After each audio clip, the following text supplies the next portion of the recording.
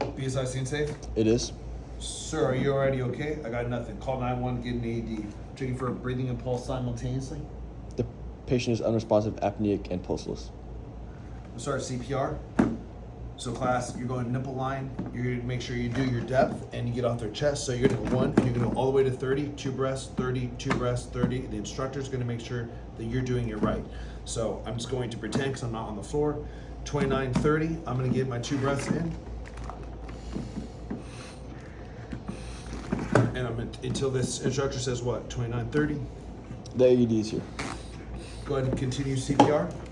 First thing I'm gonna do is turn the AED on. Then I'm gonna place the pads. Apply pads to patient's bare chest. Plug in pads connector next to flashing light. Then I'm gonna plug it in. Analyzing heart To get off the rhythm. patient. Do not touch the patient.